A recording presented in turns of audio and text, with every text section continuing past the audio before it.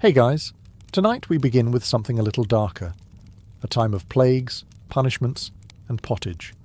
We're diving into what life was really like during the Middle Ages. Forget the castles and chivalry Hollywood sold you. The truth? You probably wouldn't last a single day. So before you get comfortable, take a moment to like the video and subscribe, but only if you genuinely enjoy what I do here. And let me know in the comments where you're tuning in from and what time it is for you. It's always fascinating to see who's joining us from around the world. Now, dim the lights, maybe turn on a fan for that soft background hum, and let's ease into tonight's journey together. Congratulations, you've just woken up in the year 1325. The good news? You're alive. The bad news? So are the fleas. Your bed is a half-rotted straw mattress stuffed with bugs and hay that smells like a barn floor, because it was a barn floor 3 months ago. There's no memory foam, no pillows, and definitely no Egyptian cotton sheets. Just a wool blanket that hasn't been washed since last winter, and now weighs roughly as much as a small cow from the accumulated grime. You blink awake as the church bell clangs in the distance. It's the medieval version of an alarm clock, only louder and somehow even less merciful. Your home is a wooden hut with one room, no windows, and a charming open-concept floor plan where your family, livestock and domestic insects all share the same space. The smell? Oh, it's a fragrant symphony. A subtle blend of stale beer, human sweat, goat, and something you pray isn't mould, but know in your soul probably is. Scented candles haven't been invented, and even if they were, they'd just melt on your dirt floor. You try to stretch, but immediately regret it, because the air is freezing and your joints ache. You're 22 years old, which in medieval terms is roughly middle-aged. Your spine creaks like an old wooden door, and your knees sound like a bag of rocks being shaken by a confused peasant. Getting out of bed is a gamble. The floor is either wet from last night's rain, which leaks through the thatched roof, or crusty from something your neighbour's chicken did. Either way, your bare feet are now part of the ecosystem. Oh, and privacy. What's that? Your entire family, and maybe a random cousin who just never left, are waking up beside you. There's no bedroom, no curtains, no me time. Just communal everything. Welcome to morning in medieval Europe, where you're never truly alone, because parasites, rodents, and 8 other people are always with you. And this is just how your day starts. It only gets worse from here. So, you've managed to crawl out of your medieval haystack of horrors. Congrats. Now nature calls. And it's not calling politely. It's screaming. Here's the part where you start missing the modern bathroom. There's no toilet, no seat, no toilet paper, no flush, not even a mildly resentful plunger in the corner. In the 14th century, relieving yourself is an adventure, a social experiment, and often a small public event. If you're a peasant, your bathroom is likely a wooden bucket behind the house, which is already full because Uncle Wolfstan had a rough night after eating bad turnips. The smell is biblical. You hold your breath, do your business, and then, here's the kicker, toss it into the street. Yes, the street. You're supposed to shout something like "Gardez-loo" before dumping it out the window. That's Old French for "watch out below," although frankly no one ever moves fast enough. Streets in medieval towns are open sewers, a charming river of human waste, animal droppings and mystery liquids you'd rather not examine. If you're lucky enough to live in a town with public latrines, congratulations. You get to sit shoulder to shoulder with strangers in an outhouse where privacy is a myth and ventilation is a cruel joke. You might make small talk, but try not to breathe too deeply. Toilet paper? Never heard of it. Most people wipe with straw, leaves, rags, moss, or, if they're feeling especially indulgent, a scrap of wool.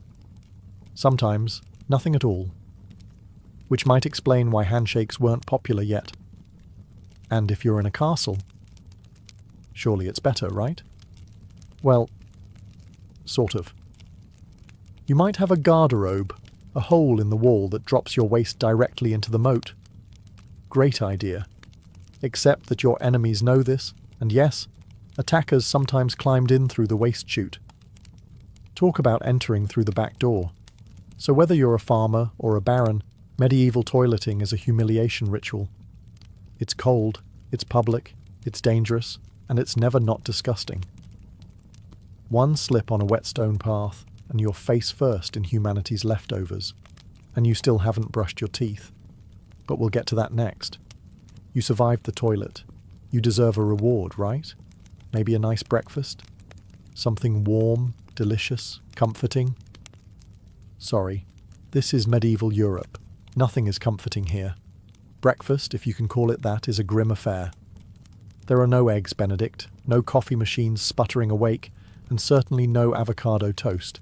You sit down, or squat near the fire, to a wooden bowl of something that looks like it was scraped off a muddy boot. Welcome to your daily ration of pottage. Pottage is a thick, gloopy stew made of whatever you can find. Grains, root vegetables, maybe a few beans if you're lucky. It's been simmering in the same pot for days, sometimes weeks, and new ingredients are just dumped on top of the old ones. It's less of a recipe and more of an ongoing edible experiment. On the side, a hunk of bread so hard it could deflect arrows. It's made from coarse rye or barley flour, often bulked up with sawdust, ground up acorns or other creative ingredients, because wheat is a rich man's fantasy. This loaf is not your friend. You don't slice it, you negotiate with it. What about drinks? You're not sipping orange juice or an oat milk latte. You're drinking beer. Yes, beer. At 6 a.m. Why? Because the water is teeming with parasites and filth. So you start your day with weak ale, low alcohol, high survivability. Kids drink it too. No one's happy about it, but at least it won't kill you. Immediately. Want some meat or cheese? Dream on. That's for Sundays and saints' feast days, and only if your lord is feeling generous. Most peasants don't eat meat more than a few times a year. As for fresh fruit, only when it's in season and not already fermented into wine. And don't even think about spices unless you're royalty. A pinch of pepper costs more than your monthly wages. Salt is valuable enough to be locked away. So you chew your gritty bread, gulp your medieval beer, and try not to think about the rat that may have nibbled your porridge in the night. Breakfast doesn't energize you. It just happens to you. And now that you're properly underfed, it's time to work like your life depends on it. Because it absolutely does. So, you've eaten your sad medieval breakfast, and now it's time to get dressed. Not that it'll help. Your wardrobe consists of exactly one outfit. One. It's a rough wool tunic or linen shift that you've worn every day for months, possibly years. There's no such thing as seasonal fashion. There's just wear this until it disintegrates or gives you a fungal infection. Underwear? Optional. If you're lucky, maybe a linen undertunic. If you're not, well, you're going commando under layers of scratchy, sweaty wool, all lovingly stitched together by someone who probably had no idea what a seam was supposed to look like. There's also no washing machine, no soap, and absolutely no dry cleaner in sight. So your clothes are stained, stiff, and scented, like a compost pile that's been left to marinate in a pigsty. Even if you wanted to wash them, it's not easy. You'd have to haul water from a river or, well, heat it over a fire, scrub your tunic on a board with ashes or lye, and hang it in the sun, which is out approximately 3 days a year. And don't get me started on shoes. If you own any, they're made of untreated leather, barely stitched together, and offer as much arch support as a banana peel. Most peasants just go barefoot, through mud, through dung, through medieval landmines, aka sharp rocks and disease puddles. All this means one thing. Your skin hates you. You itch constantly. Fleas, lice, and bedbugs live rent-free on your body. Everyone has them. Nobles, lousy, monks, itchy, children, walking insect farms. No one escapes. You'll be scratching your armpit with a wooden spoon while chatting with the local priest, and no one will even bat an eye. Your skin is raw from rubbing, your scalp a battlefield of bites, and if you develop a rash, well, too bad. There's no dermatologist, no hydrocortisone, no one to tell you it's probably scabies. You just keep on suffering. And if you're lucky enough to not get an infection, great. That rash will simply accompany you for the next 6 months like an unwanted medieval sidekick. Now that you're dressed in misery and wrapped in discomfort, it's time to head outside and start working yourself to death. Now that you're fully dressed in itches and damp wool, it's time to flash that morning smile. Except, you don't. Because in the Middle Ages, smiling is a dangerous game. Not emotionally, dentally. There's no toothbrush, no toothpaste, no mouthwash, no floss. The concept of oral hygiene is about as popular as bathing, which is to say, not very. Some people might chew on a twig or rinse with wine or vinegar, but for the most part, your teeth are on their own, and they're not doing well. By the time you hit your mid-20s, your smile looks like something pulled from a haunted crypt. Cavities are rampant, gums are swollen. And those aren't just food stains on your teeth. That's decay. You have more rot in your mouth than a medieval root cellar. Sugar, while not yet everywhere, is becoming more common among the rich. Imported at great cost, mostly used in small cakes or to show off wealth. If you're a noble, congratulations. You get to rot your teeth faster than the peasants. If you're poor, you'll do it slowly over time with fermented bread, gritty porridge, and years of hard chewing. Toothaches? Get used to them. They're like medieval weather, always there in the background. The kind of pain that makes you consider praying, drinking, or pulling the tooth out yourself with a pair of pliers. And that's not a joke. That was the actual treatment. Dentists didn't really exist, but barber surgeons did. Yes, the same guy who cuts your hair is also pulling your molars out by candlelight with an iron hook and zero anesthesia. Infected tooth? Hope you like fevers, because without antibiotics, it can easily turn into sepsis and kill you. From a toothache. That's right. The same thing that sends us to a pharmacy today could be your funeral in the 1300s, and there's no relief on the social front either. Kissing? Good luck. Halitosis, bad breath, is everywhere. If you're single, you're not judged by your smile. You're judged by your land and your livestock. In short, your mouth is a battlefield, and it's losing the war. Now that your teeth are throbbing, let's head outside. Because your real job, the one that will break your back, is just getting started. Time to head to work. Except there's no office, no desk, no coffee break, and no chance of promotion. Your job, if you're like 90% of the population, is simple. Don't die while labouring for someone else's comfort. You're a peasant. Congratulations. That means you work the land that belongs to a lord who probably doesn't remember your name. You rise with the sun and stop only when it disappears behind the trees. Your tools? A wooden hoe, a rusty sickle, and whatever bones are still intact in your body. There's no weekend. There's no clocking out. There's only sunrise to sunset, 6 days a week. Sunday is off, but only if you're not harvesting, fighting off raiders, or praying feverishly for your infected toe to stop turning black. The work is brutal. Fields are ploughed by hand or with oxen, if you're rich enough to afford one. You dig ditches, sow seeds, pull weeds, and carry water until your spine begins to resemble the letter S. No one cares if you're tired. No one's asking how your mental health is doing. If you're a woman, surprise. You don't just do field work. You also care for children, clean, cook, spin wool, feed animals, and pretend your husband's lice infestation isn't slowly migrating to your side of the bed. Children? They start helping out around age 5. No school, no toys, just a tiny wooden rake and a dream of one day not dying of the flu. And if you're one of the few who isn't a farmer, maybe you're a blacksmith, a tanner, or a cooper. Great. You still work with fire, chemicals, or animal guts all day in poorly ventilated sheds. The pay? Basically survival. The perks? Occasional bleeding. Break a bone? Too bad.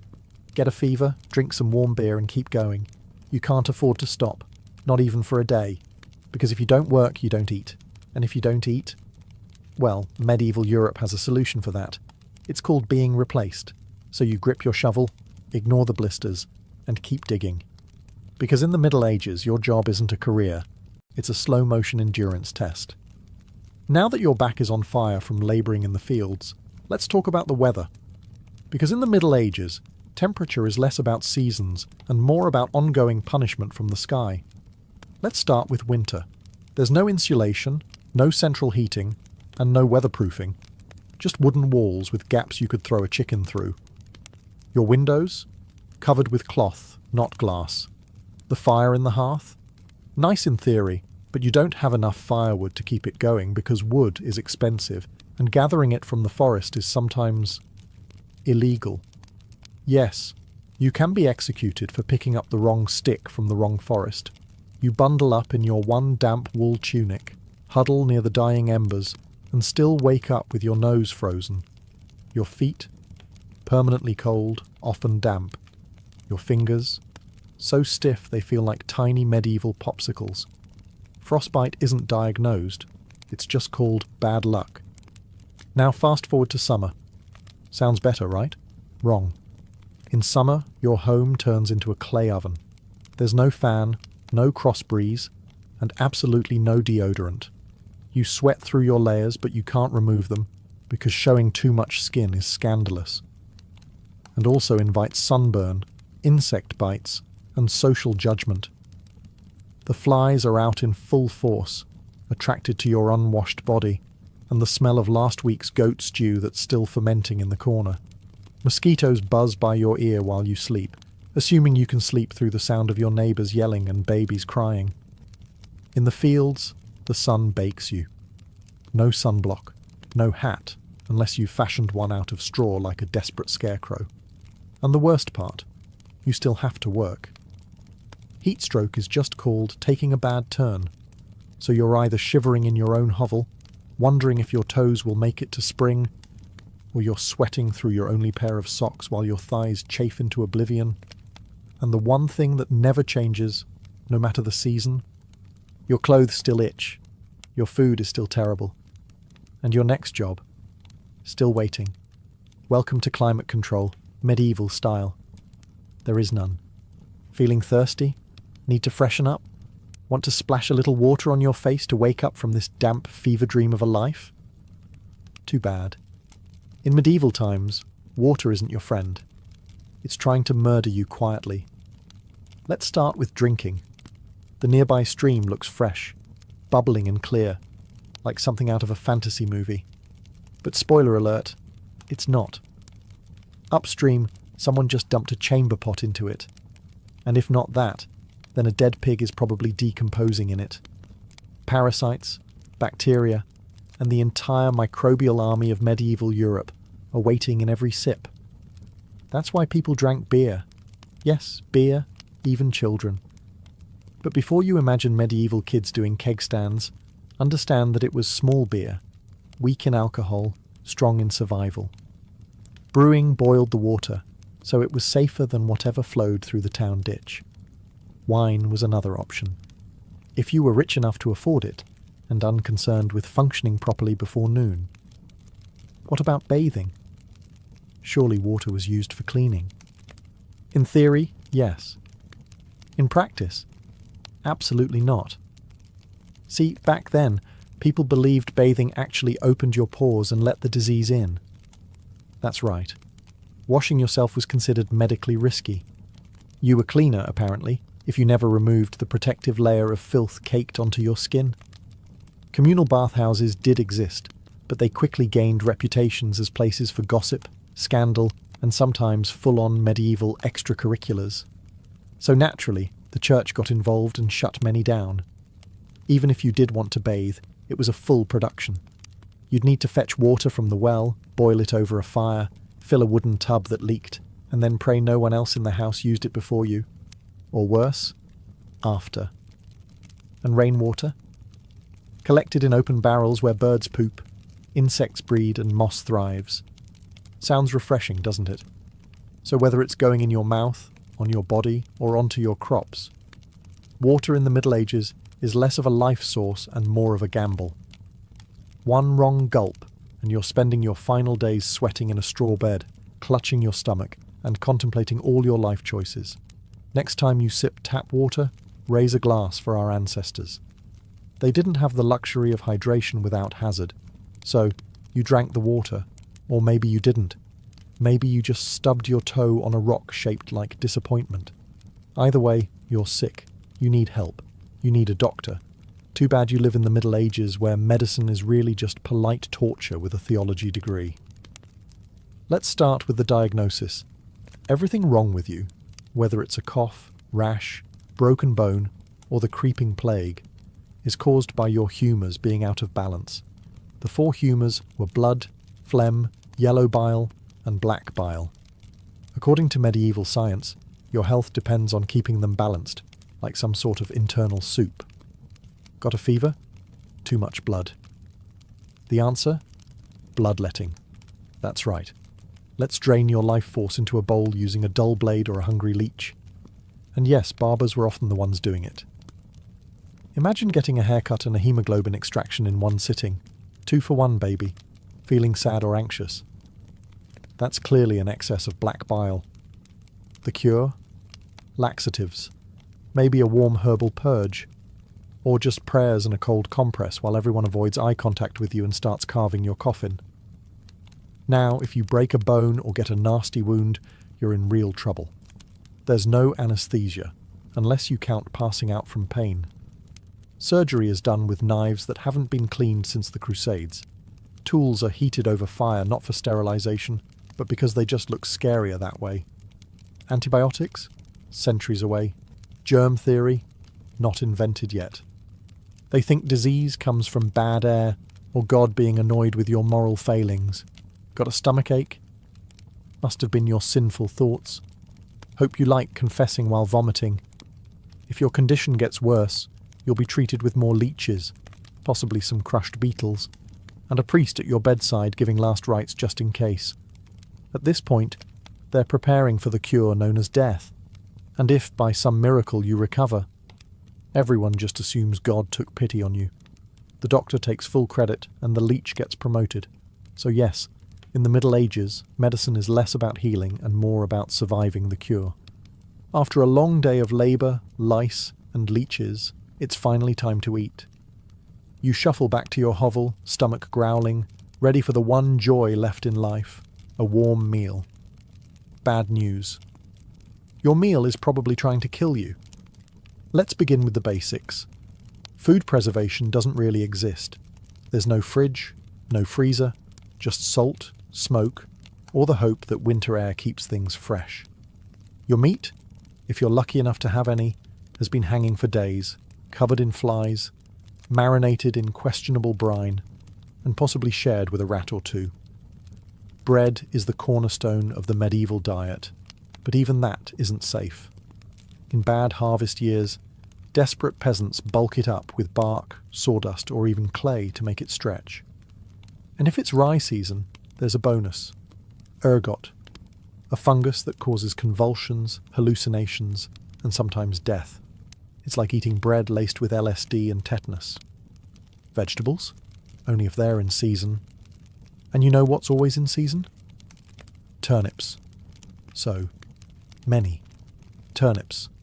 Boiled, mashed, or floating in pottage, which, if you remember from Chapter 3, is basically a hot swamp of mystery ingredients that's been simmering since your great-grandfather's funeral. Fruit might be available in the fall, but it rots quickly, and sugar is rare, expensive, and hoarded by the rich to show off their blackened teeth. Dairy is another gamble. Fresh milk spoils in hours. Butter and cheese fare better, but they're loaded with bacteria. People eat them anyway because, frankly, it's either that or chew your boot leather. And let's talk about seasoning. Spices like pepper, cinnamon or nutmeg? Worth more than gold. For the average peasant, flavour comes from onions, salt, if you're lucky, and pain. Most meals taste like wet burlap sprinkled with sadness. But food isn't just a health hazard. It's a political one. Game animals belong to the Lord, not you. Caught poaching a rabbit? You could be fined, imprisoned, or even executed. That's right, your dinner could get you hanged. So as you sit down to eat your grey stew by flickering firelight, remember, every bite is a risk. But you eat anyway, because in the Middle Ages, food doesn't nourish, it tests you. It's evening now. You've worked, suffered, and barely digested your suspicious stew. You might think the day is winding down, but don't get too relaxed, because God is watching. So is the priest. And so is your neighbour Agnes, who will absolutely rat you out if you miss Mass. In medieval Europe, religion isn't just part of life, it is life. The church controls your calendar, your laws, your education, if you can read, your birth, marriage, death, and everything in between. Think of it as your spiritual landlord. And you're always behind on rent. Every day is structured around prayer bells. The town church bell rings in the morning, noon, and night. Not because people need reminders, but because missing prayer is a sin. Forget to bow? Sin. Eat meat on a Friday? Sin. Think about your neighbour's wife in that one dream? Double sin. And yes, hell is very real. Vividly real. Priests describe it in glorious detail. Rivers of fire, lakes of boiling blood, demons with pitchforks and eternal wailing. If the plague doesn't scare you, eternal damnation definitely will. You can't read the Bible yourself because it's written in Latin, a language reserved for monks, clergy, and that one noble kid who's too good for dirt. You rely on the church to interpret everything for you. That means if the priest says your crop failure is because you didn't pray hard enough, well, time to kneel harder. Tithes, 1/10 of everything you own, are mandatory. If you grow wheat, you give wheat. If you raise chickens, you give eggs. If you have nothing, congratulations. You're spiritually bankrupt and financially doomed. Holidays? They're holy days, dozens of them. And while they offer breaks from labour, they're not for fun. They're for attending Mass, fasting, confessing sins, and reminding yourself that joy is a dangerous indulgence. Questioning the church is dangerous. Heretics are burned. Witches are drowned. Blasphemers are flogged. And skeptics are quickly reformed. So you go through the motions. You chant. You bow. You pray that your soul, after enduring this dirt-covered life, might finally land in paradise, assuming the priest likes you. Because in the Middle Ages, God may be merciful. But the church? Not so much. If you thought being a medieval peasant was rough, try doing it as a woman. All the filth, famine, and fear, plus childbirth, subservience, and social invisibility. In the Middle Ages, being a woman is like being on hard mode, with no health potions and no restart button. From birth, a girl's life path is pretty much locked in. Marry young, bear children, serve your husband, die tired. Education? Not likely. Unless you're from a noble family and sent to a convent, your intellectual development stops around the time you learn how to churn butter and patch a tunic. Marriage happens early. Really early. It's not weird to be betrothed at 12 and pregnant by 14. It's not about love. It's about land, livestock, and alliances. Your opinion? Not required. Once married, you're basically your husband's property. Your job is to produce heirs, feed everyone, keep the house running, and not complain. Because complaining might get you branded a nag, or worse, a witch. That label comes with a complimentary drowning or burning, depending on local fashion. Childbirth is a death lottery. There's no prenatal care, no sterile tools, no anesthesia. Midwives do their best, but even minor complications can mean death for the mother, the child, or both. Some women survive 10 pregnancies. Many don't survive 2, but don't worry. Once the baby is out, your work increases. Now you have a screaming infant in a lice-ridden hut, and you're expected to nurse, cook, clean, and still help in the fields. You don't get a break. You are the break. For everyone else. If you're unmarried, you're suspicious. If you're widowed, vulnerable. If you're outspoken, dangerous. Women who didn't conform were often accused of witchcraft, especially if they had herbal knowledge, a strong personality, or just looked at someone funny on a rainy Tuesday. Even in the church, your role is limited. Nuns lived under strict rules. No speaking without permission. No freedom of movement. and your spiritual worth, always ranked below men. In short, if you're a woman in the Middle Ages, you're expected to endure, obey, reproduce and suffer in silence, ideally while smiling. Because even in a time of universal suffering, women were somehow expected to suffer gracefully. So far, you've battled filth, starvation, social injustice, and possibly a goat. But just when you think your day can't get any worse, here comes violence, loud, bloody, and often completely acceptable by medieval standards. Let's be clear, the Middle Ages were not peaceful. The idea of law and order mostly meant hope the local lord isn't in a bad mood. Violence is everywhere. In the home, in the streets, on the battlefield, in church disputes, and sometimes in line at the communal bread oven. Crime is common, punishment is brutal, and justice is more performance art than protection. Steal a loaf of bread, you could lose a hand. Accused of lying, your tongue might get pierced. Gossip too much? Meet the scold's bridle, a metal mask strapped to your head with a bar in your mouth. For correction, of course. Let's say you're accused of something serious. Heresy, theft, witchcraft. How do you prove your innocence? By being tortured, obviously. Welcome to trial by ordeal. One version. You stick your hand in boiling water to retrieve a stone. If it heals without infection in 3 days, you're innocent. If not, you're guilty. Another option. You're tossed into a river. If you sink, you're innocent, and probably dead. If you float, you're guilty, and will be punished anyway. It's like a medieval game show where the prize is survival and the host is actively rooting against you. And if you're sentenced to death, that's a public event. Executions are performed in front of cheering crowds. Hangings, beheadings, burnings. Sometimes people bring snacks. It's the medieval equivalent of cable TV. Domestic violence, completely normal. Husbands were allowed, even expected, to discipline their wives and children. Street fights, commonplace. You could be beaten just for looking the wrong way at a noble's horse. And war, always simmering. Local feuds, territorial disputes, religious crusades. Someone's always marching off to stab someone else in the name of honor, God, or boredom. Violence isn't a breakdown of society in the Middle Ages. It is society. Everyone lives with the constant knowledge that life is fragile, justice is arbitrary, and your neighbour might bash your head in over a pig. So, walk carefully, keep your eyes down, and never trust anyone with a club. At this point, you've made it through the lice, the leeches, the laundryless misery, and the looming threat of public disembowelment. But now comes the final chapter of most medieval lives, an early and unglamorous death. If you're alive and still breathing past the age of 40, you're practically a celebrity. You might even be referred to as the Old One, which is less of a nickname and more of a statistical miracle. Let's break it down. The average life expectancy hovers around 30-40 years, but that number is dragged down heavily by infant mortality. Nearly half of all children died before reaching age 5.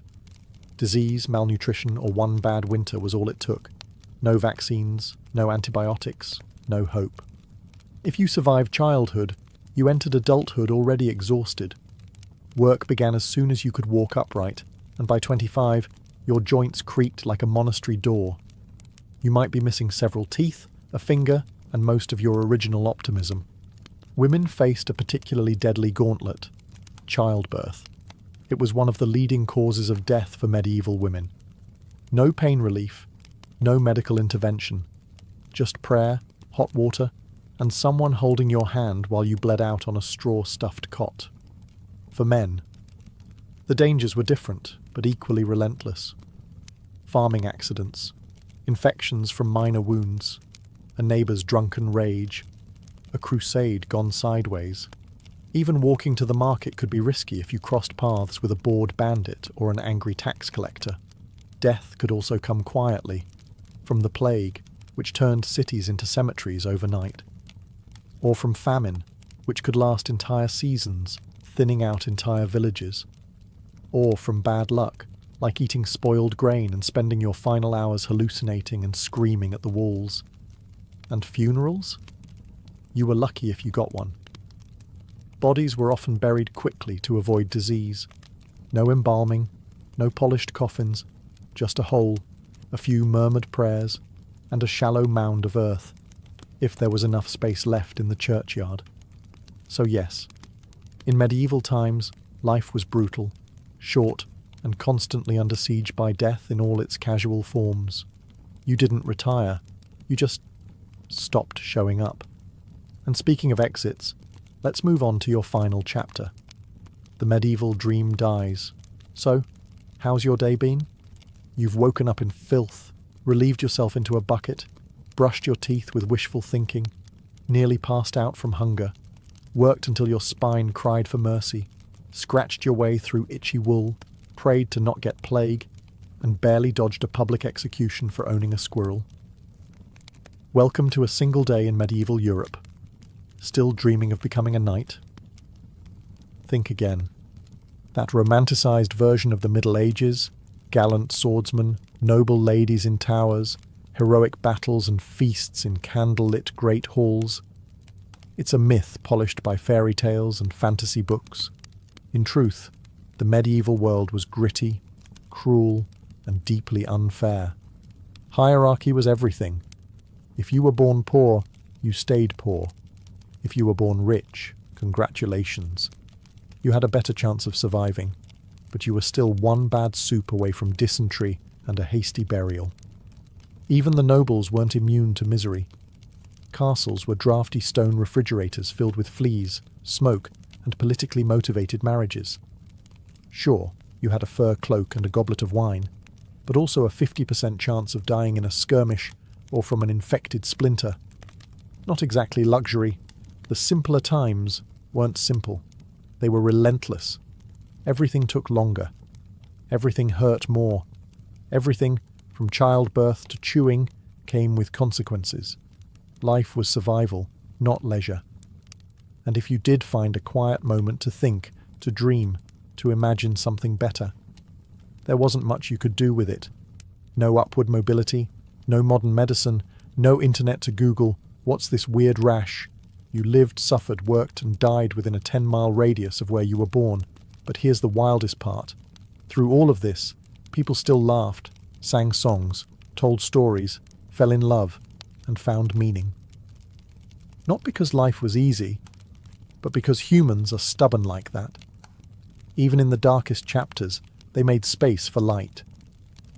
So tonight, when you slip into your clean bed with indoor plumbing, antibiotics, and central heating, maybe say a quiet thank you to the modern world, and to your ancestors who fought rats, famine, and feudalism, so you wouldn't have to. Long before she was Catherine the Great, Empress of all Russia, mistress of reform, and icon of ambition, she was simply Sophie. Born Sophie Friederike Augusta von Anhalt-Zerbst in 1729, she was the daughter of a relatively obscure German princely family. Her tiny duchy in Pomerania offered little in terms of power, but Sophie herself. She had something no title could provide: razor-sharp intelligence, relentless charm, and a quiet, burning hunger for greatness. Her upbringing was strict. Her mother, Johanna, was cold and calculating, not a warm, nurturing figure, but a social climber obsessed with status. Sophie's father, a Prussian officer, was more distant than disciplinary. From a young age, Sophie learned to walk the fine line between obedience and cunning. She read voraciously, spoke multiple languages, and learned how to observe a room before speaking in it, skills that would soon become survival tools in one of Europe's most brutal courts. When the Russian Empress Elizabeth Petrovna began searching for a wife for her heir, Grand Duke Peter, she looked beyond Russia's borders. Peter himself was of German descent, and Empress Elizabeth believed a foreign bride, pliable and grateful, would be easier to control. Sophie fit the bill perfectly. Noble blood, Lutheran faith, which she'd be forced to abandon, and a reputation for both grace and humility. At just 14 years old, Sophie was summoned to Russia. She arrived in the freezing capital of St. Petersburg in 1744, wearing thin German fabrics and a diplomatic smile. Her mother pushed her forward like a chess piece. Sophie, however, had her own game in mind. To become acceptable in Russian society, she converted to Orthodoxy, taking the name Ekaterina Alexeyevna, Catherine. The ceremony was public, symbolic, and life-altering. She wasn't just changing religions.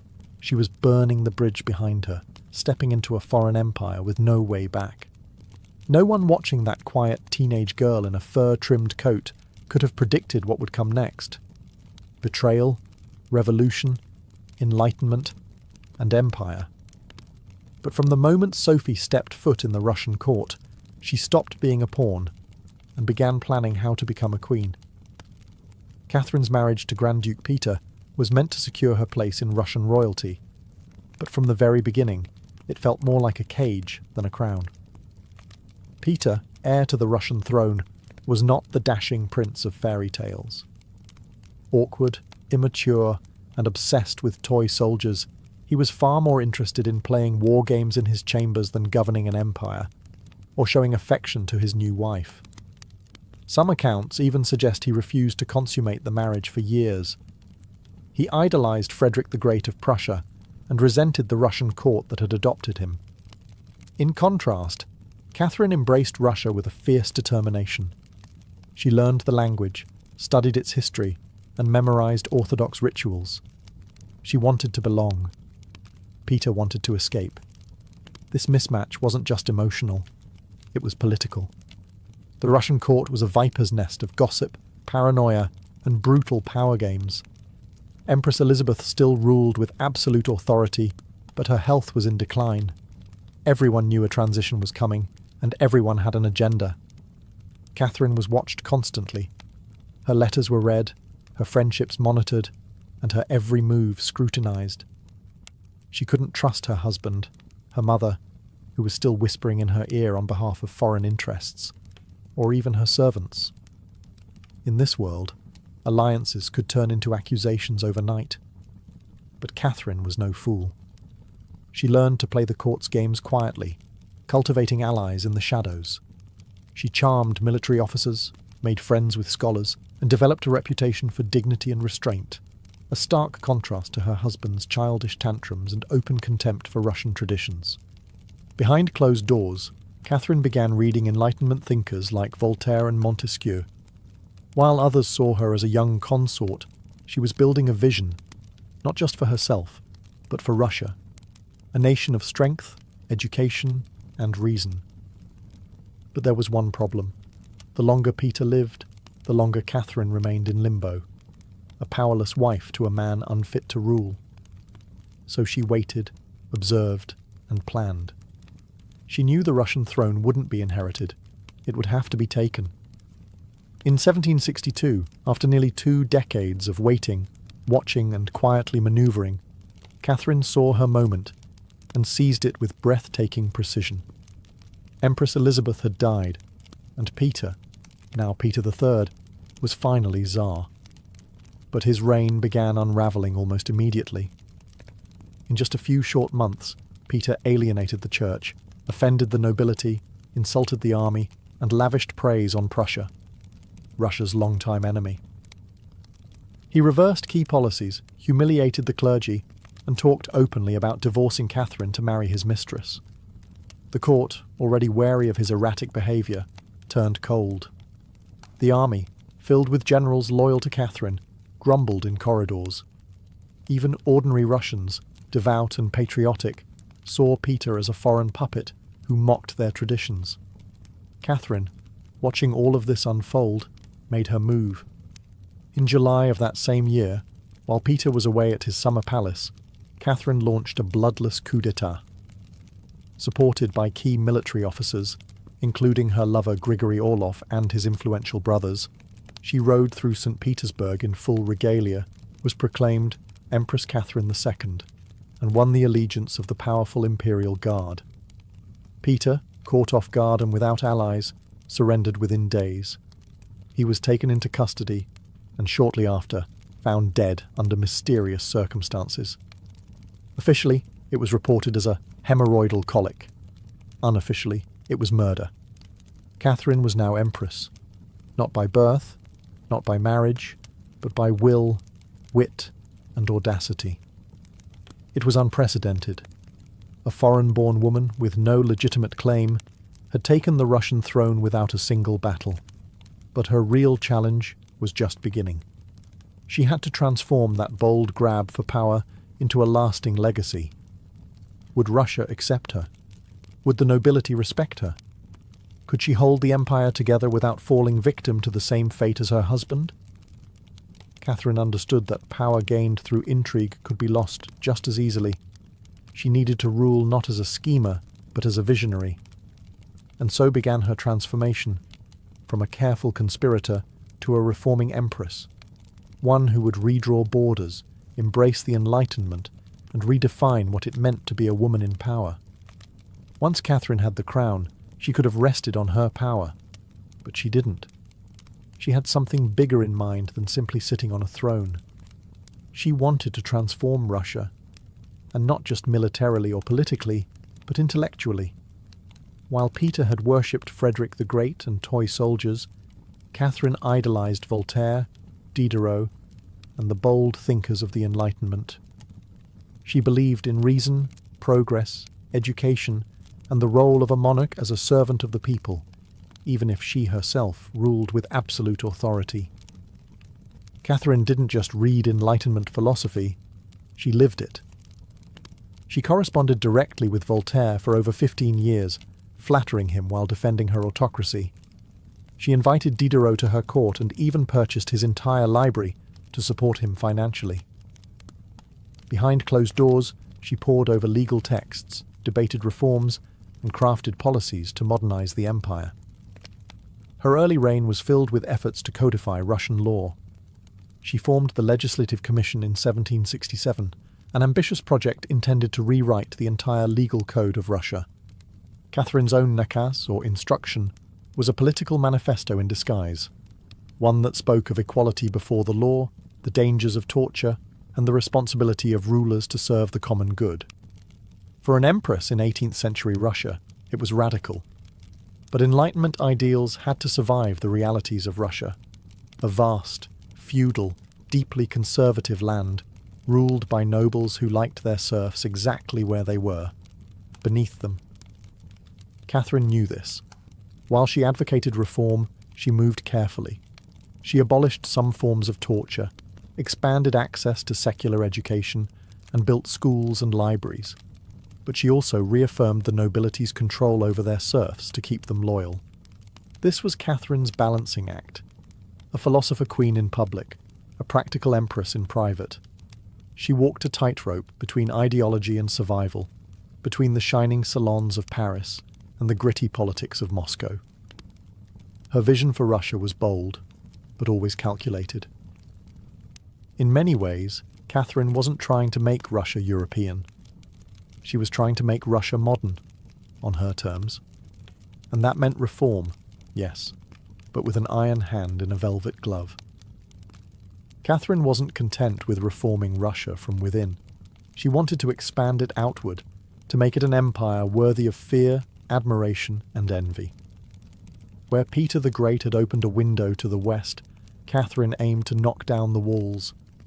Under her leadership, Russia's borders stretched wider than ever before.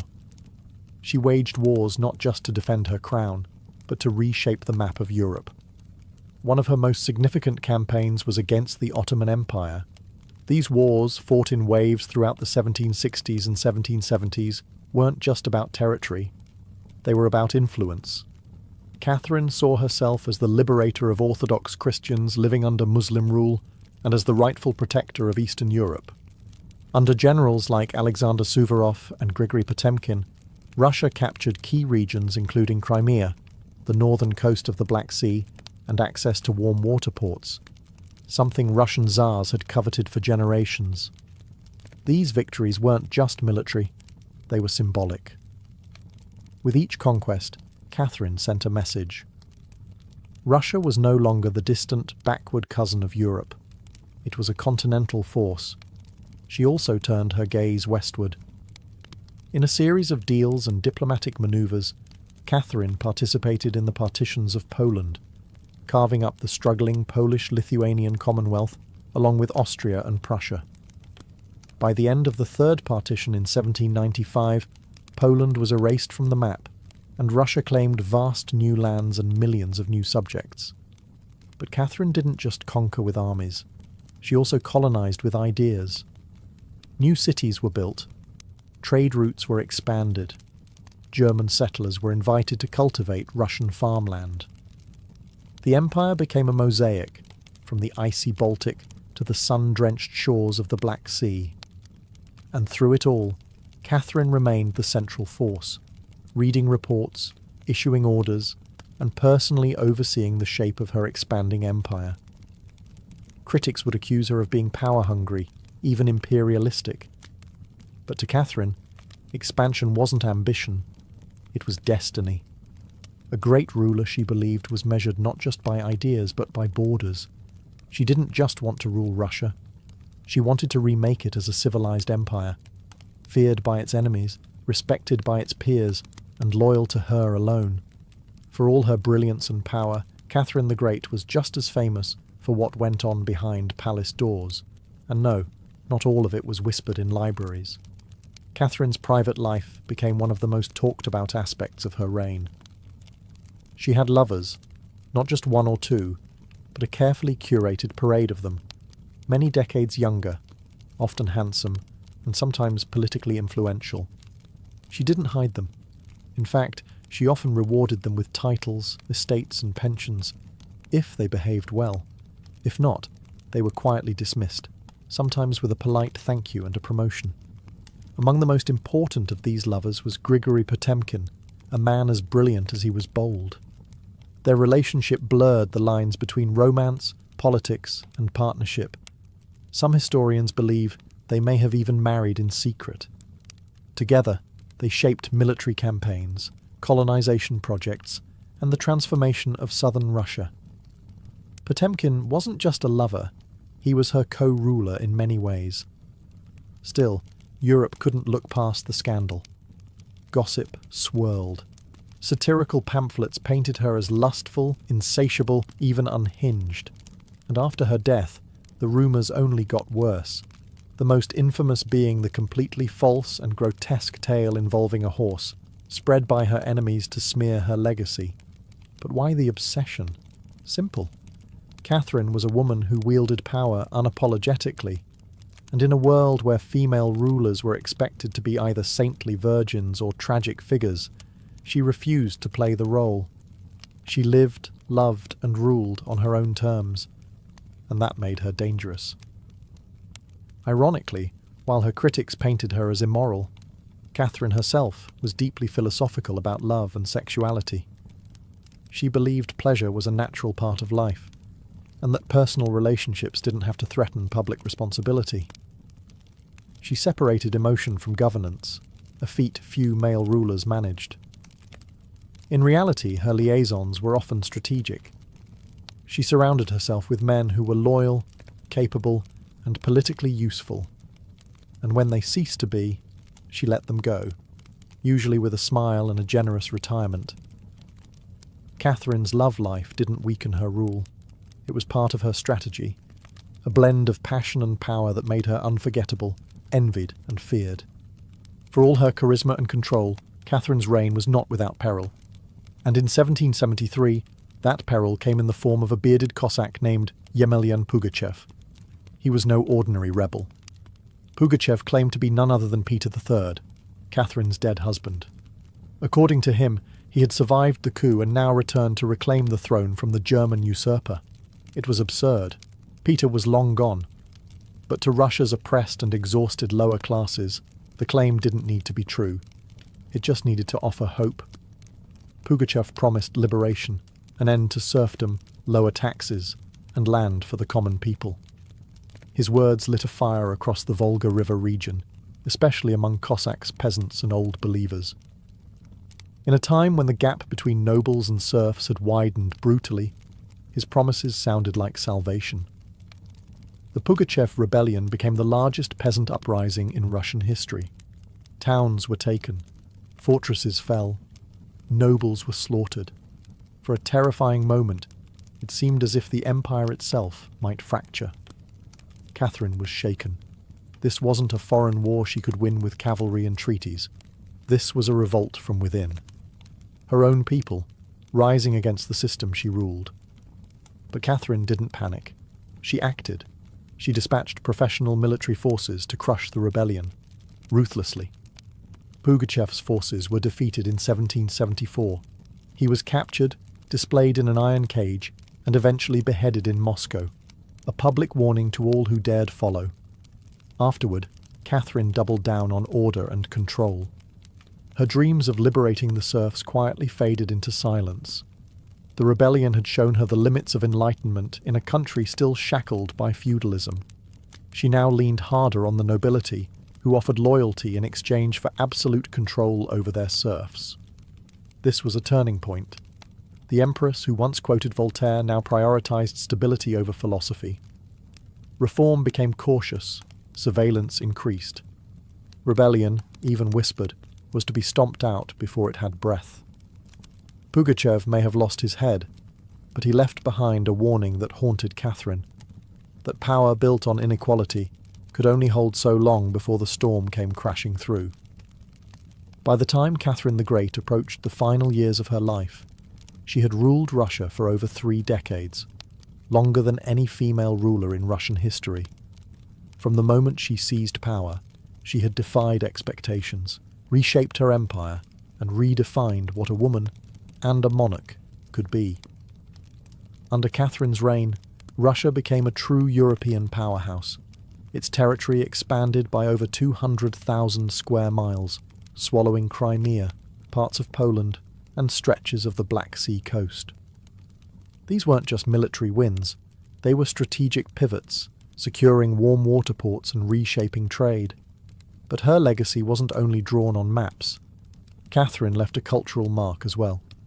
She helped found the Hermitage Museum, amassed one of the greatest art collections in Europe, and corresponded with the greatest minds of the Enlightenment. Her court became a centre of sophistication, art, and intellectual ambition. In a country often viewed as backward by Western Europeans, Catherine put Russia firmly on the cultural map. She modernized education, founding schools for girls, and promoted the printing of books. She introduced smallpox inoculation to Russia, even publicly receiving the vaccine herself, an act of scientific bravery in her time. Yet, her reign was also one of contradictions.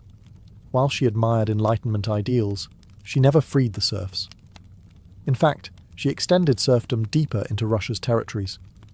Her reforms, while impressive, remained mostly top-down, designed to polish the empire without truly transforming its foundations. Still, Catherine's rule brought stability and ambition. She understood that power was not inherited. It was crafted, managed, and constantly defended. She ruled not by divine right, but by force of will, political brilliance, and relentless calculation. She was called many things: a usurper, a tyrant, a reformer, a seductress. But above all, she was effective. When she died in 1796, Russia was wealthier, larger, and more formidable than it had been in centuries. She left behind a throne secure, an empire expanded, and a legend that would endure for centuries. Catherine didn't just reign, she ruled, with intellect, strategy, and an unapologetic grip on history. And in doing so, she became more than an empress. She became a myth. For all her power, expansion, and enduring legacy, Catherine the Great was still, at her core, a woman navigating a man's world and reshaping it in her image. Behind the imperial portraits and state decrees was someone deeply aware of how precarious her position was. She was not born Russian. She came to the throne through a coup.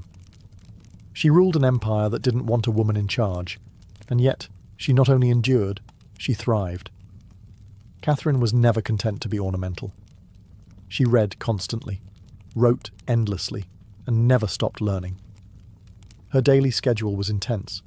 Hours of reading reports, corresponding with foreign powers, editing state papers, and managing a court filled with rival factions. She wasn't content to simply sit on the throne. She worked the throne like a stateswoman born to it. She was also, in many ways, lonely. She surrounded herself with courtiers, lovers, and artists, yet wrote in her memoirs of how few people she could truly trust. Her son Paul, whom she distrusted and kept away from state matters, grew into a man she feared would undo all her progress. Her greatest emotional partnership, with Grigory Potemkin, faded into deep friendship, but his death in 1791 left a wound that never truly healed. Catherine crafted her image carefully. She understood the power of narrative, and wielded it better than most monarchs of her age. She posed as Mother of Russia, enlightened monarch, warrior empress, and lover of the arts. But beneath those roles was a woman who had endured rejection, betrayal, scandal, and rebellion, and kept going. When she died in 1796, she left behind an empire transformed, but also questions. Could she have done more to end serfdom? Were her Enlightenment ideals compromised by politics? Was she more reformer or ruler? History remembers her by the title she never gave herself, the Great. It wasn't because she was flawless, or kind, or just. It was because she took power and wielded it on her own terms, in a time and place where women weren't supposed to have any. She didn't just wear the crown, she rewrote what it meant to deserve one.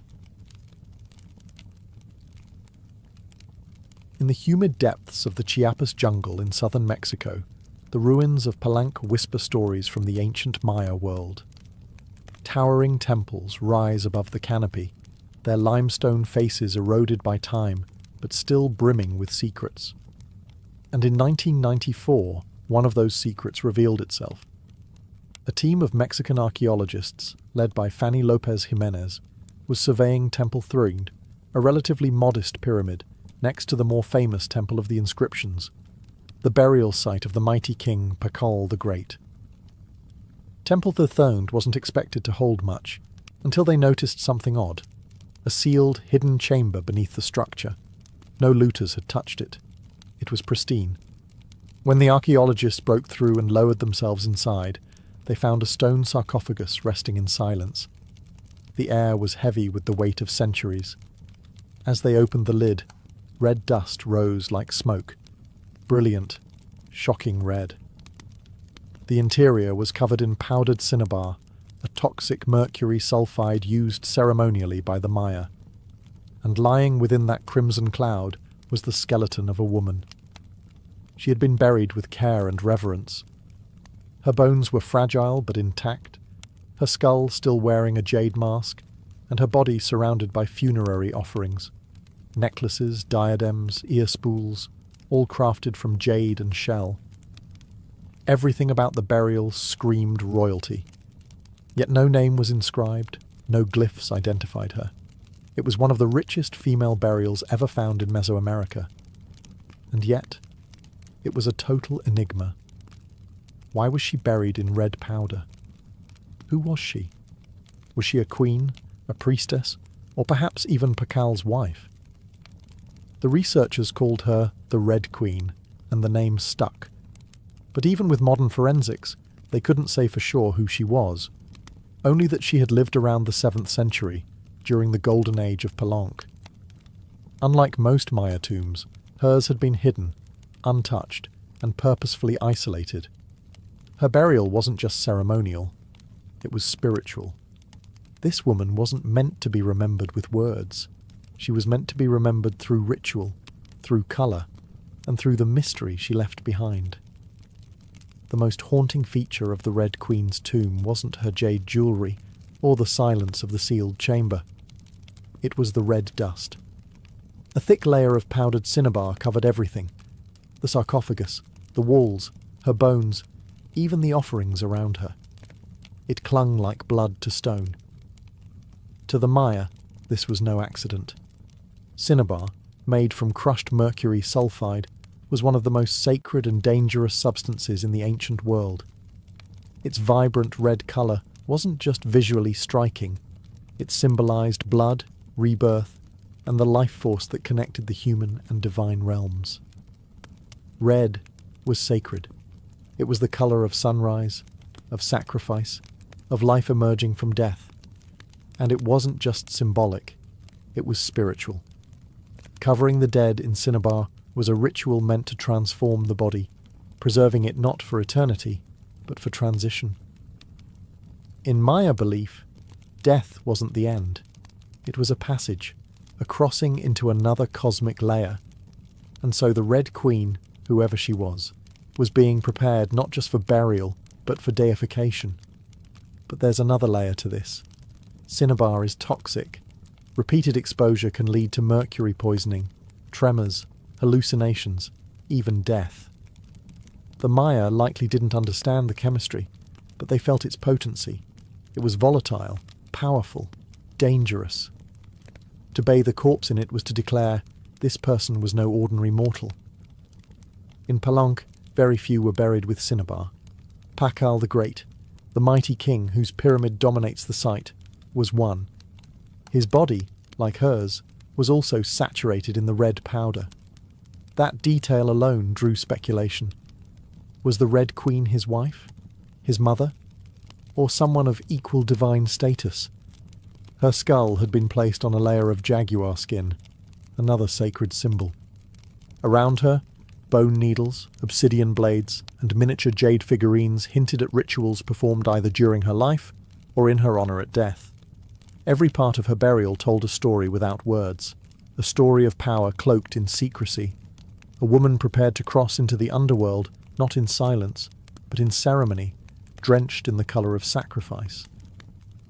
Surrounding the Red Queen's crimson-drenched remains was a world of silence, broken only by the gleam of jade, shell, and obsidian. These were not mere ornaments. They were offerings, each one carefully chosen to accompany her on the journey to the Maya afterlife, the Xibalba. At her sides were jade necklaces, heavy and cold, their polished surfaces still radiant after 300 years underground. Jade was not just beautiful, it was sacred. The Maya considered it a symbol of eternal life. It represented the green of maize, the vitality of the jungle, and the breath of the gods. Only the elite were buried with jade. For the Red Queen, it covered her chest, wrists, and ears, a clear sign that in life she wielded influence, perhaps even divine favour. One of the most haunting objects was the jade funerary mask, placed delicately over her face. Unlike the golden death masks of Egypt, this one was subtle, constructed from dozens of tiny mosaic tiles, arranged to mimic the contours of her skull. The mask served a ritual function, to protect the soul, to preserve identity, and to present her as divine in the eyes of the gods. Scattered near her bones were bone needles, obsidian blades, and shell artifacts.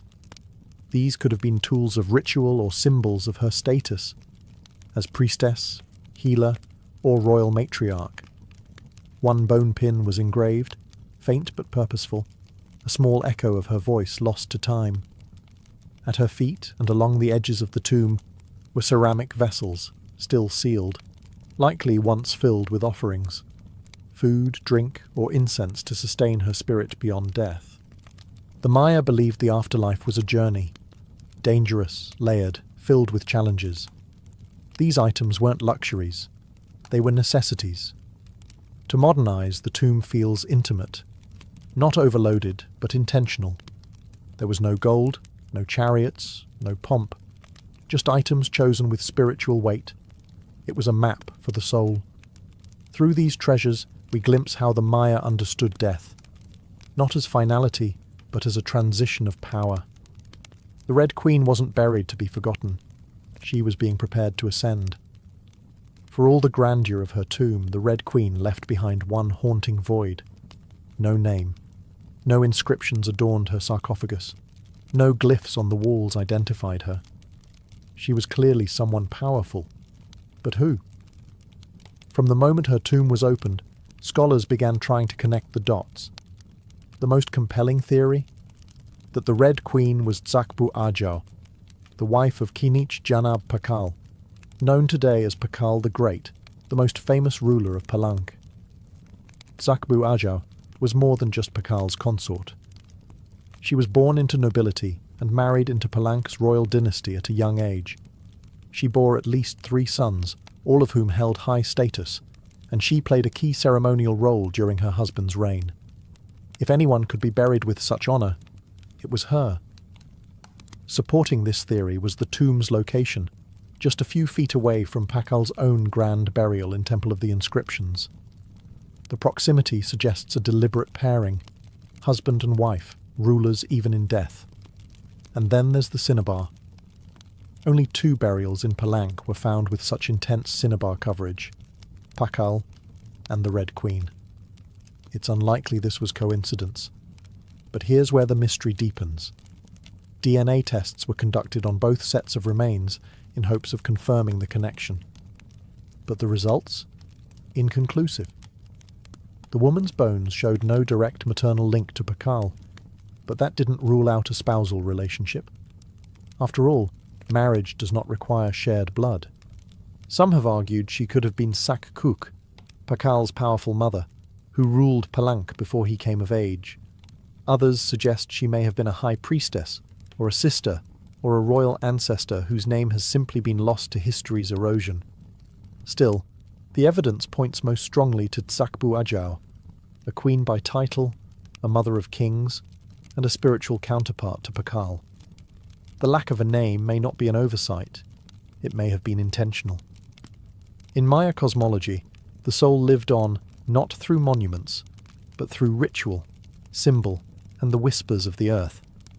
And so the Red Queen remains suspended between legend and truth, a woman who ruled, remembered not in stone, but in scarlet and silence. To understand the Red Queen, we must understand the world she came from, a world where Maya women, especially royal ones, held more influence than many realize.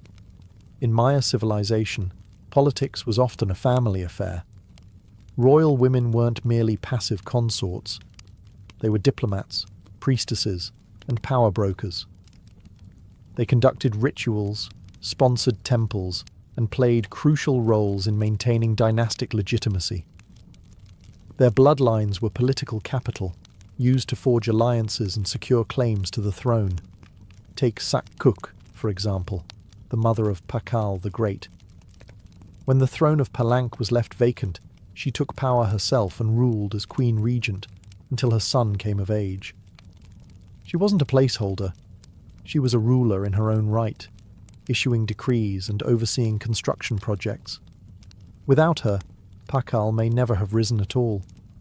And she wasn't an anomaly. Across the Maya world, in places like Yaxchilan, Naranjo, and Calakmul, inscriptions show women performing major ceremonies, engaging in warfare diplomacy, and sometimes ruling outright. They were often portrayed in stelae and murals, dressed in elaborate headdresses and regalia, standing beside kings as equals, or sometimes above them. Their words were carved in glyphs. Their names were remembered, until they weren't. By the time Spanish conquistadors arrived centuries later, much of that memory had eroded. The colonial lens saw native women as silent figures in a male-dominated world, but the archaeology tells a different story, one of complex gender roles, where power was negotiated, not simply inherited. This context casts the Red Queen in a new light. She may not have ruled in name, but her burial, rich, sacred, and positioned beside Pakal, suggests she was a central pillar in the royal order. Her jade mask wasn't just decoration. It was a symbol of identity, of power held in life and protected in death. Her bloodline may have been the very glue that held Palanka's dynasty together. In Maya civilization, a queen wasn't just a queen. She was a keeper of sacred lineage, a voice in ceremony, and often the bridge between gods and men. The Red Queen may be nameless, but in her world, she was never voiceless. The Red Queen wasn't just buried with treasures. She was buried in architecture rich with purpose, layered with Maya cosmology, ritual symbolism, and intentional design. Her tomb wasn't merely a grave, it was a gateway to eternity. Her body was discovered inside Temple Third, one of the smaller pyramids within the heart of Palenque, yet its proximity to Temple of the Inscriptions, the resting place of Pakal the Great, is telling. These temples weren't built randomly. Their positioning was sacred, guided by astrology, myth, and dynastic legacy. Temple the Thirthiid rises modestly compared to its grand neighbour, but it hides something even more intimate. A sealed crypt, untouched by looters, perfectly preserved. It was constructed deep within the temple's core, accessible only by a steep, narrow staircase. The descent into her tomb feels almost symbolic, a ritual journey downward, into the underworld. The chamber itself is stark, made of cut stone, sealed tightly for over 1300 years. No glyphs or murals cover the walls, no ornate carvings tell her story. But perhaps that silence is intentional. This was a space not for the living to interpret, but for the dead to transform. At the centre, her sarcophagus sits like an altar. Crafted from limestone, it echoes the grand stone coffin of Pakal next door. While Pakal's lid is famously engraved with scenes of cosmic rebirth, the Red Queen's tomb is more subdued. The focus is inward, on the body, on the cinnabar, on the ritual of death itself, and yet there are subtle architectural cues that hint at meaning. The tomb is aligned east to west, a symbolic path mirroring the sun's journey from life to death. The chamber is small, but powerful. It feels deliberate, personal, a sacred enclosure for someone revered. Maya temples were cosmological tools, bridges between the heavens, the earth, and the underworld. To be buried in one was to be elevated beyond the human realm. The Red Queen's eternal home wasn't an afterthought. It was a carefully constructed shrine, a place where death became transformation. Her bones rest in stone, her essence in cinnabar, and her legacy in the architecture itself. A temple that speaks without words, telling us she mattered. To the ancient Maya, death wasn't the end. It was a threshold, a sacred passage into the underworld, known as Xibalba. And for someone like the Red Queen, this crossing was not only spiritual, it was political, cosmological, and deeply ritualized. Burial rituals were carefully choreographed events, rooted in myth and meant to guide the soul through the treacherous layers of the underworld. Maya texts and iconography tell us that Xibalba was no peaceful afterlife. It was a maze of darkness, rivers of blood, trials, and gods of death. Only those properly buried, ritually prepared, and spiritually equipped could make the journey successfully. The Red Queen was buried wrapped in cinnabar, encased in stone, and surrounded by offerings, all signs of an elite burial. But there's more. The presence of bone needles and obsidian blades in her tomb hint at auto-sacrifice rituals, possibly symbolic tools representing rites she had performed in life, or that were reenacted at her burial to empower her spirit. Her funerary mask, carefully assembled from jade tiles, was not simply decorative. It may have served as a spiritual vessel, preserving her face and identity as she journeyed into the afterlife. In Maya belief, the face was a mirror of the soul, and the soul needed to be recognized by the gods. The ceramic vessels surrounding her may have once held chocolate, maize, water, or even pulque, to nourish her in the next world. Other items, like stingray spines or shell trumpets, could have represented spiritual tools, calls to the gods, or tokens of ritual communication. Burial wasn't just a goodbye. It was a transformation. The Maya believed in cycles, death as seed, burial as planting, and the afterlife as rebirth. Kings and queens were often seen as earthly incarnations of gods, and in death they returned to those divine origins. The Red Queen, covered in the colour of blood, entombed in a pyramid and honoured with offerings, was being prepared for rebirth, not as a mortal, but as a being tied to the sacred order of the cosmos. Her burial wasn't the end of her story, it was the beginning of her legend. Just a few steps away from the Red Queen's final resting place, lies one of the most iconic tombs in Mesoamerica, that of Kinich Janab Pakal, known simply as Pakal the Great. His burial inside the Grand Temple of the Inscriptions is celebrated for its artistry, scale, and deeply spiritual symbolism. But what makes the Red Queen's tomb so extraordinary is not only what was inside, it's where it was found. Her sarcophagus was hidden within Temple 3, directly adjacent to Pakal's monument. In a city like Palenque, where every temple was carefully positioned to reflect cosmic principles, this closeness was no coincidence. It was intentional, a statement etched in stone. Many scholars believe the Red Queen was Tzakbu Ajao, Pakal's queen and trusted consort. While her tomb lacks inscriptions, the similarities between their burials are striking. Both wrapped in cinnabar, both entombed in pyramids, both buried with jade, and both treated with extreme reverence. These rituals mirror each other, as if two halves of a sacred narrative. Pakal's lid famously depicts him falling into the underworld tree, a cosmic scene of death and rebirth. The Red Queen's simpler tomb contains no such iconography, but the symbolism lies in the pairing itself. If Pakal represented the sun, journeying through the underworld at night to rise again, then the Red Queen may have represented the moon, the feminine force that follows its own mysterious path in the sky. Together, they embodied a cosmic duality, masculine and feminine, king and queen, sun and moon, order and ritual. In Maya mythology, rulership was not singular, it was relational. Harmony in the cosmos required balance, and that balance extended into the dynastic court. By placing the Red Queen beside Pakal, the Maya were preserving not just a marriage, but a cosmic partnership. Their proximity in death may have mirrored their roles in life, a queen not behind, but beside her king, sharing not just a throne, but a legacy. In their tombs, they speak without words.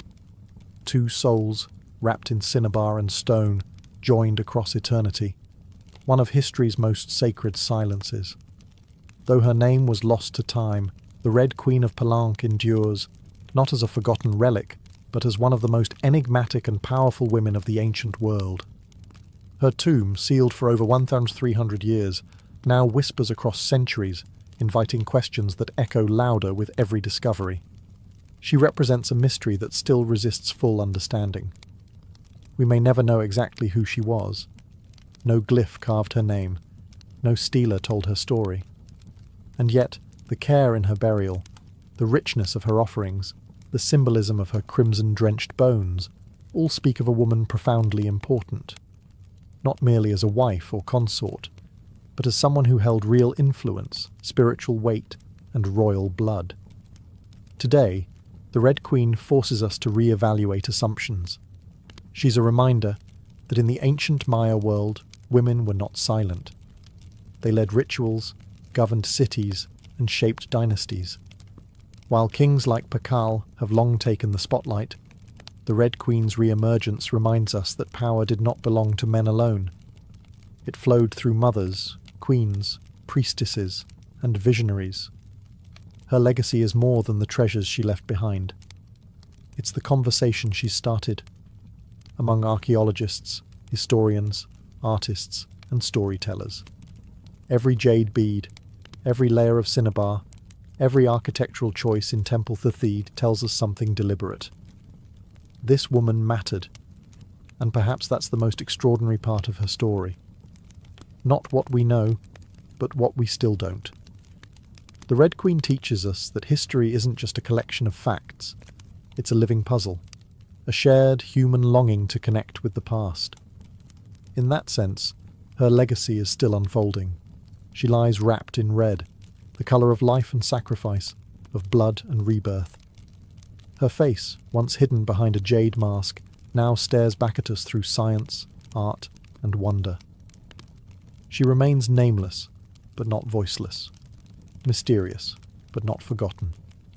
The Red Queen may have ruled a kingdom in life, but in death, she rules something greater, our imagination. Her tomb was sealed in stone. Her story was written in silence. And still, somehow, she speaks. Frida Kahlo was born on July 6, 1907, in the vibrant district of Coyoacán, then a village on the outskirts of Mexico City. Her childhood home, the Casa Azul, the Blue House, was filled with colour, contradiction, and quiet strength. It would later become a sanctuary, a battleground, and a museum to one of the most iconic artists of the 20th century. Frida was the third of 4 daughters born to Guillermo Kahlo, a German-Hungarian photographer, and Matilde Calderón, a devout Catholic of indigenous and Spanish descent. Her parents were opposites: Guillermo, reserved and intellectual; Matilde, religious and emotionally distant. Frida would inherit her father's introspection and artistic eye, but also her mother's fierce resilience. As a child, Frida was imaginative, outspoken, and bold. She read voraciously and asked questions most adults didn't want to answer. But at the age of 6, she contracted polio, which left her right leg thinner and weaker than the other. A physical difference she tried to mask with long skirts, but never allowed to limit her spirit. The illness left her bedridden for months and isolated from other children. During this time, she grew close to her father, who encouraged her to exercise, ride bicycles, and stay mentally sharp. Unlike most girls of her time, Frida didn't aspire to become a wife or a homemaker. Her goal? To become a doctor. She enrolled in the prestigious National Preparatory School in Mexico City at age 15, one of only a handful of girls accepted. There, she stood out not just for her intelligence, but for her rebellious wit, radical thinking, and unique sense of style. She joined a group of young intellectuals known as the Cachuchas, who debated philosophy, literature, and politics. Frida was drawn to revolution, to ideas that challenged tradition. But even in those early years, before the bus crash that would define her body, and before the fame that would define her legacy, Frida Kahlo was already painting herself into the world, with sharp edges, unapologetic ideas, and an identity too big to fit inside anyone else's expectations. She wasn't just growing up in Coyoacán, she was preparing to remake herself entirely. On September 17, 1925, Frida Kahlo's life was split in two: the girl she had been and the woman she was forced to become. That afternoon, she boarded a wooden bus with her boyfriend, Alejandro Gomez Arias, after school. They were laughing, teasing each other, and probably arguing. Frida never did anything halfway. But moments later, the bus collided with a streetcar, and in an instant, her future unraveled into pain, metal, and silence. The crash was horrific. The streetcar crushed the bus against a wall, splintering wood and flinging passengers. Frida was impaled by an iron handrail. It entered her left hip and exited through her pelvis. Her spinal column fractured in 3 places. Her right leg shattered, her foot dislocated. Her collarbone and ribs broke. Her shoulder was dislocated. Her abdomen was pierced. She was just 18 years old. A man covered her with a borrowed overcoat. Someone else noticed her body was sparkling, not from blood, but from the gold powder she had been carrying in a pouch. It had exploded on impact, dusting her broken form in what looked like glittering ash. Frida was taken to the Red Cross hospital and underwent numerous surgeries over the following months. She spent weeks in a body cast, flat on her back, immobile, writhing with infection and uncertainty. The future she'd imagined, of becoming a doctor, slipped further away with every passing day. But in that stillness, something began to stir. Her father gave her brushes. Her mother rigged a special easel to hang above her bed. A mirror was placed on the canopy so she could see herself. And there, lying in plaster and agony, Frida began to paint, first out of boredom, then out of obsession. Her first subjects were her own reflection, because she was all she had. But what emerged wasn't vanity. It was survival. The crash had broken her physically, but it had also opened a door into her own mind, her own body, and eventually into the surreal language of pain and identity that would define her art. The girl who wanted to heal others now began healing herself. one brush stroke at a time. As Frida Kahlo lay encased in plaster and steel, a body fighting itself with every breath, she began to paint. What started as a form of therapy soon became a language, and that language was deeply personal, brutally honest, and often hard to look at. Which was precisely the point. Frida didn't paint pretty flowers or polite landscapes. She painted pain. Her pain. Physical, emotional, and existential.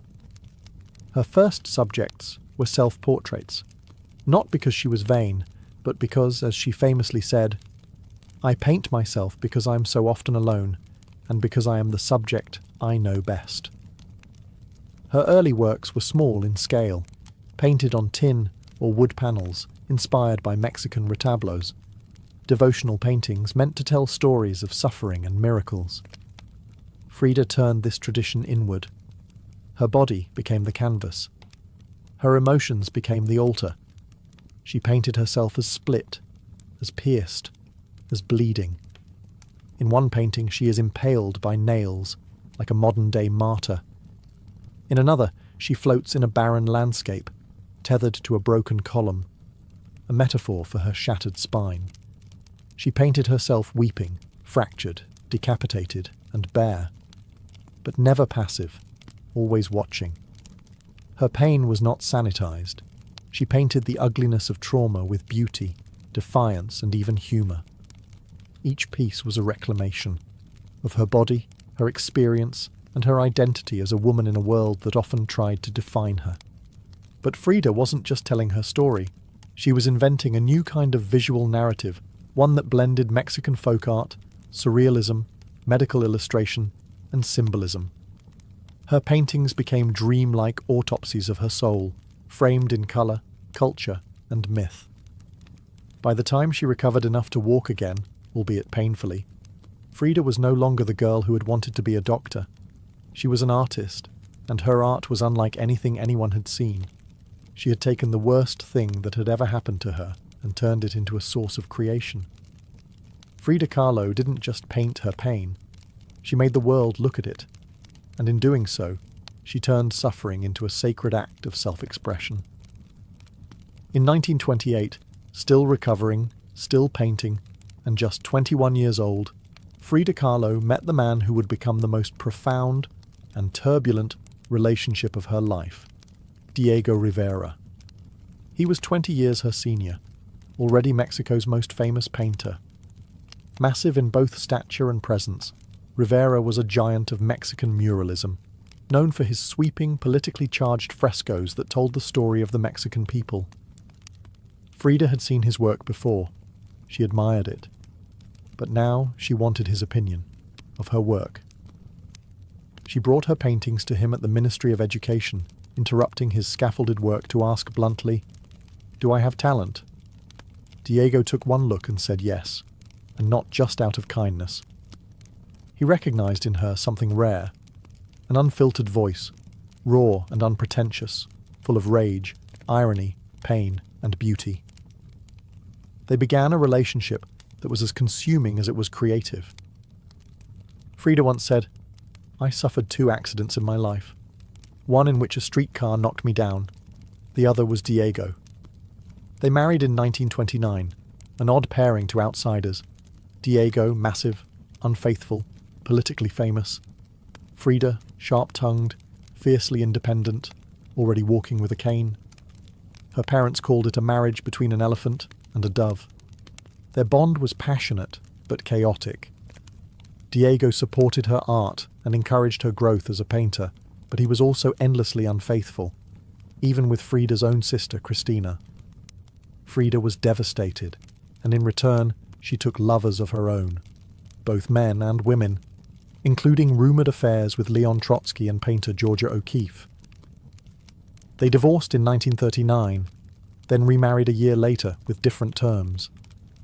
This time, Frida would keep her autonomy, her home, her money, her name. Their second marriage was less about traditional love and more about creative partnership and mutual understanding.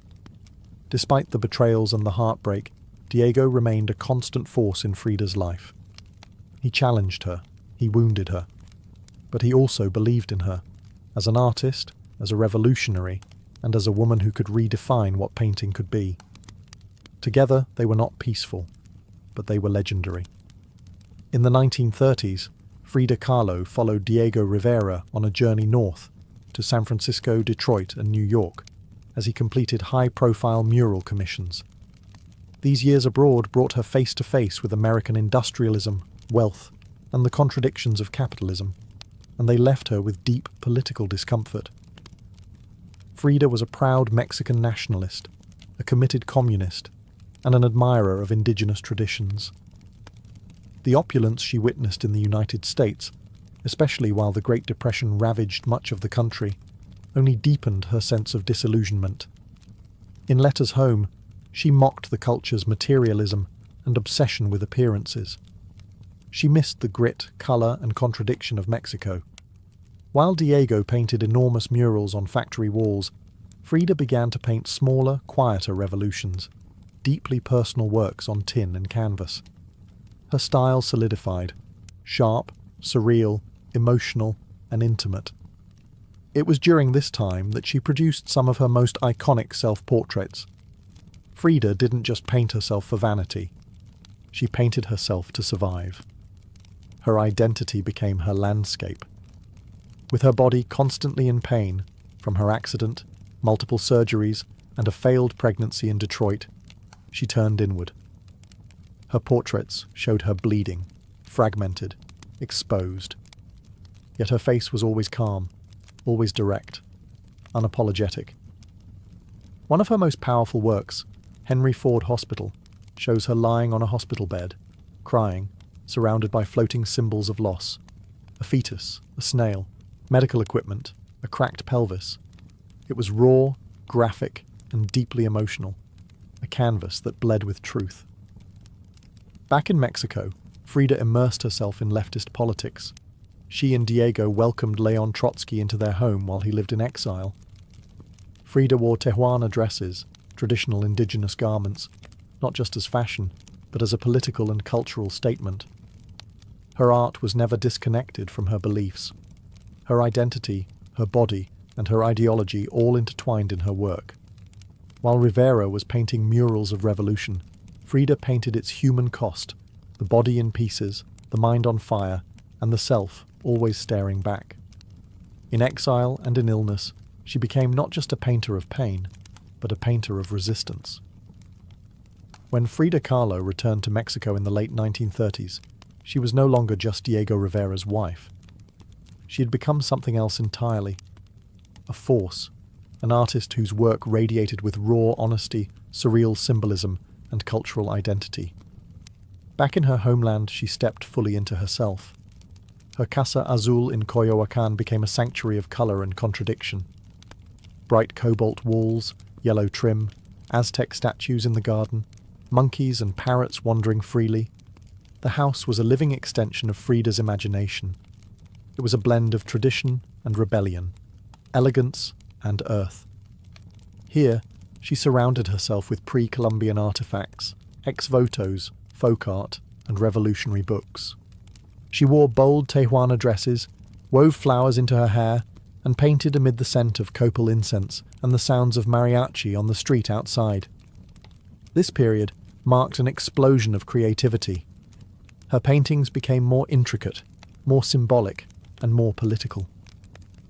Works like the two Fridas revealed a divided self, one in European dress with a bleeding heart, the other in indigenous clothing, strong and composed.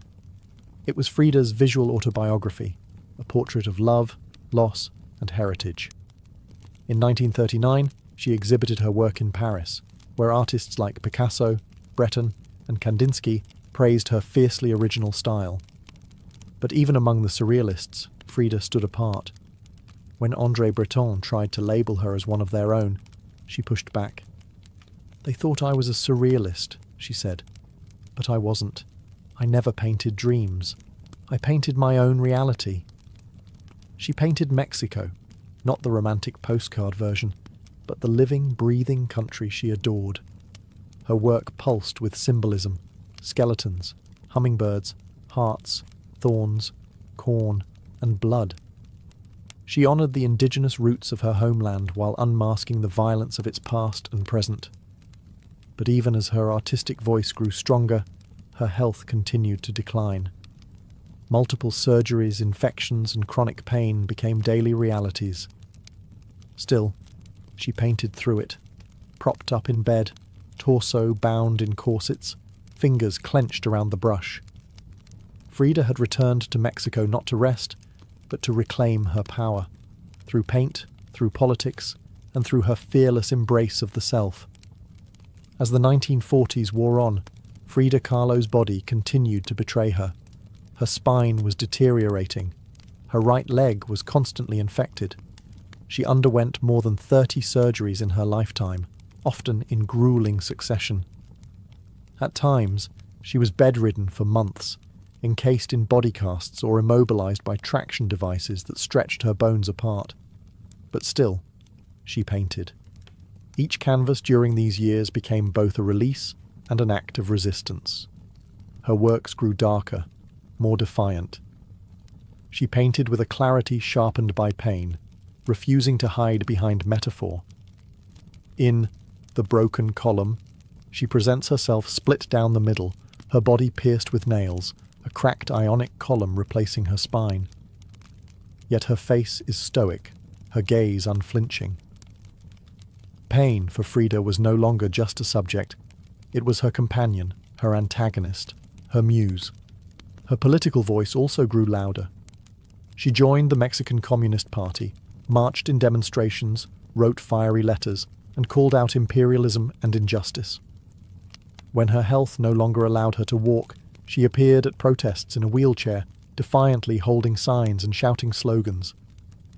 In 1953, Frida was given her first solo exhibition in Mexico, a long overdue celebration of her art. But her health was so fragile, doctors told her she couldn't attend. So she did what only Frida would do. She arrived by ambulance, carried in on a stretcher, and placed in the center of the gallery on her hospital bed. Dressed in traditional finery, surrounded by her own work, she greeted guests with tequila, laughter, and that fire still burning in her eyes. Her final paintings were both childlike and harrowing. In Marxism Will Give Health to the Sick, she painted herself wearing a steel corset, cradled by the hands of Marx, casting away symbols of oppression. Her last known work was a still life of sliced watermelons, one piece bearing the words, "Viva la vida," long live life. Even in the face of death, she remained defiant, joyful, and political. Frida Kahlo's last portraits weren't just self-portraits. They were acts of revolution, painted in pain, but always signed with life. On July 13, 1954, at the age of 47, Frida Kahlo died in the same place she had been born, La Casa Azul in Coyoacán. The official cause was listed as a pulmonary embolism, but those closest to her whispered of something deeper. She had been ill, yes, but also exhausted. By pain, by surgeries, by the long war with her own body. Just days before, she had attended a political protest against the CIA-led coup in Guatemala. Weak and wheelchair-bound, she insisted on going, her clenched fist raised in the air. Revolution remained her final heartbeat. Her last diary entry was brief but piercing. "I hope the exit is joyful, and I hope never to return." Frida's funeral was held at the Palacio de Bellas Artes, Mexico's most prestigious cultural institution. Her body, draped in the red flag of the Mexican Communist Party, was watched over by friends, family, artists, and revolutionaries. Diego Rivera was inconsolable. He called her the greatest love of his life, even as his betrayals had nearly broken her. But in the years that followed her death, something extraordinary happened. Frida Kahlo refused to disappear. At first, her name was whispered only in art circles. Her works weren't easy to categorize, too political for surrealists, too surreal for traditionalists. But slowly, her image, her story, and her defiance began to resonate. Through the 1970s and 1980s, as feminist scholars and activists reclaimed forgotten voices, Frida's became louder. She wasn't just a painter anymore.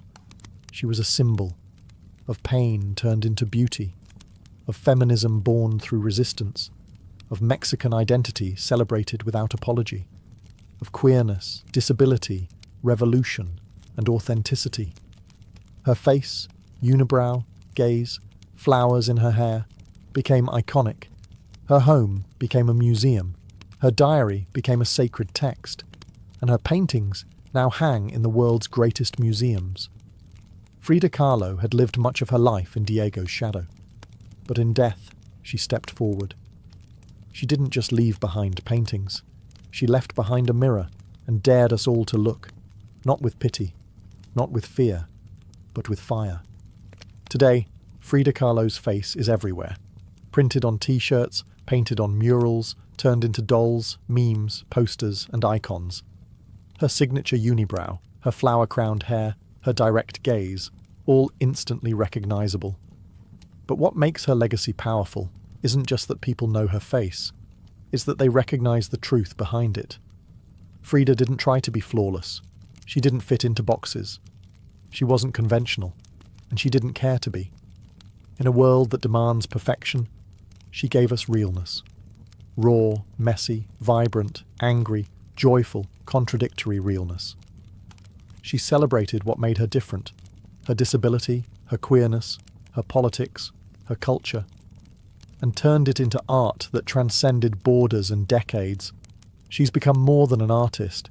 She's a global symbol of defiance, feminism, cultural pride, and creative resistance. For queer communities, she's a fearless bisexual icon who lived openly and unapologetically in a time that demanded silence. For women, she's a reminder that power doesn't require permission. For disabled artists, she's proof that pain can fuel the brush, not stop it. And for Mexico, she's a daughter reclaimed, fierce, folkloric, and forever part of the national soul. Her paintings, once dismissed as too strange or too personal, are now among the most revered in the world. Works like The Two Fridas, Self-Portrait with Thorn Necklace and Hummingbird, and The Broken Column aren't just seen, they're felt deeply by anyone who has ever suffered and needed to turn that suffering into something sacred. She lived in the margins and turned them into centre stage. She embraced contradiction.